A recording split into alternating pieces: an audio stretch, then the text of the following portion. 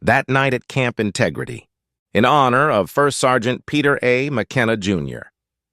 It was just after 10 p.m. on August 7th, 2015. Kabul was quiet for once. Too quiet, if I'm being honest. Those of us who'd been downrange enough times knew that silence in a combat zone isn't peace. It's pressure building before the blast. I was on rotation at Camp Integrity, a small NATO compound tucked into the chaos of Kabul.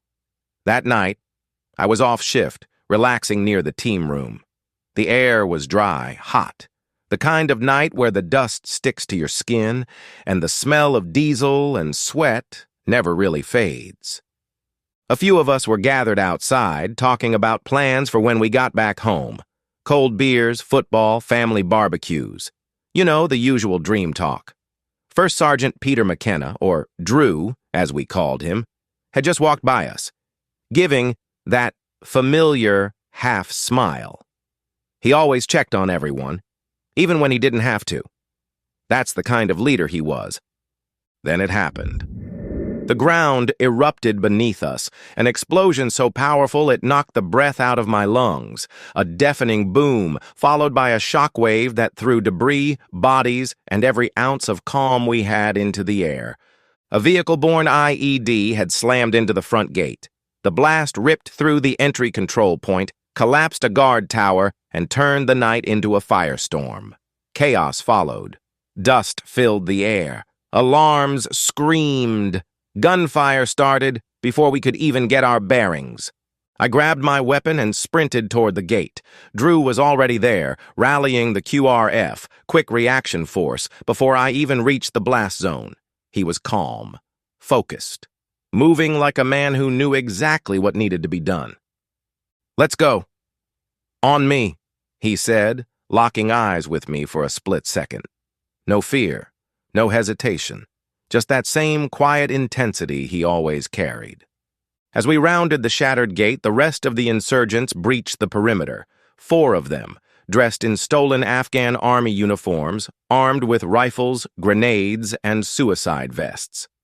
This was a coordinated attack. Textbook Taliban. Shock, breach, detonate, overrun. McKenna led from the front, always. He didn't stay behind a wall shouting orders. He ran straight into the firefight, engaging head-on to push the enemy back before they could reach the living quarters. I remember watching him take point, weapon up, shouting directions over the comms and the gunfire. He wasn't just fighting. He was protecting. He was positioning himself between the enemy and us. Rounds snapped past us. The firefight intensified. I remember hearing the distinct pop of grenades, the staccato of AK fire, the shouts in Dari. At one point, one of the insurgents made it within 30 feet of the barracks. Drew caught him first, dropped him with controlled fire before the vest could go off. One by one, we neutralized the enemy. But not before one of them triggered a suicide vest. The explosion rocked the compound again. It felt like the ground lifted beneath me. My ears rang. Dust clouded my vision. When I stood up, I saw Drew on the ground. I ran to him. So did 2 others. He had taken shrapnel. Bad. The medics were there in seconds, but the look on their faces told me everything. He was gone. There was this moment, just a moment, where time seemed to stop. The noise faded. The smoke hovered in the air like it didn't want to leave. And in the middle of that ruined perimeter, I looked down at one of the bravest men I've ever known. We lost 8 Afghan contractors that night. Several of our guys were wounded, but it could have been worse, much worse. Because of Drew McKenna, it wasn't. He absorbed the worst of it, led the charge, took the fight to the enemy. He didn't fall back. He advanced. He was a 17-year veteran. A Green Beret, a 5-time Bronze Star recipient. And above all, he was our first sergeant, our brother.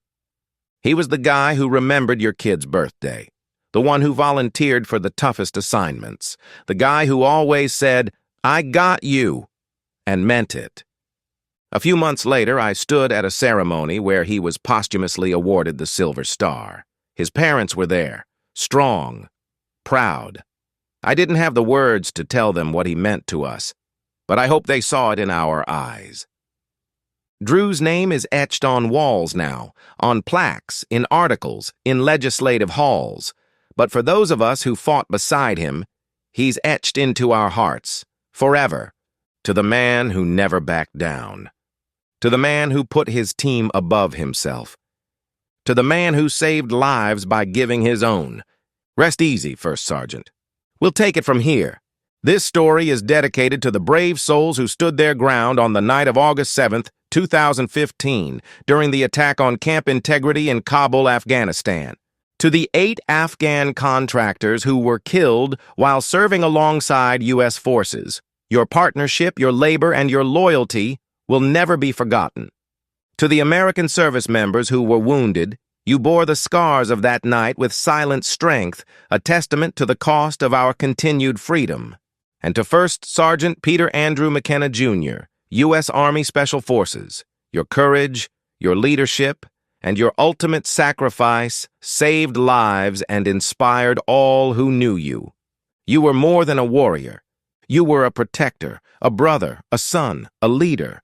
You fought not for glory, but for the men beside you. And in doing so, you became immortal in our hearts. We remember, we honor, we continue the mission. Because of you. Rest in eternal peace. We will never forget.